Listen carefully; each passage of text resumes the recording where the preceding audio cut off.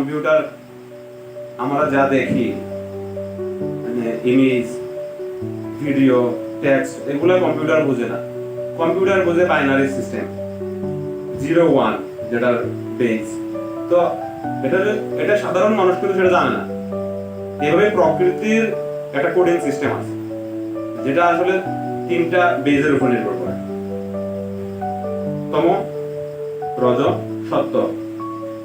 তো এখন যেহেতু প্রকৃতি 3 গুণের দ্বারা পরিচালিত হয়, এখন এই প্রকৃতিতে যত প্রকার জীব সত্তা আছে, পিপীলিকা থেকে শুরু করে মানুষ, এমনকি ব্রহ্মা, তো সবাই এই 3 গুণের দ্বারা পরিচালিত হয়ে কর্ম করে চলে।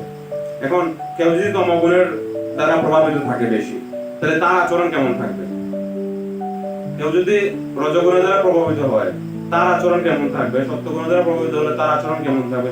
সব বিষয়ই শাস্ত্রে বর্ণনা করা আছে। তো যে তমগুণের দ্বারা প্রভাবিত, তার কল্যাণের জন্য বৈদিক শাস্ত্রের নির্দেশনা রয়েছে।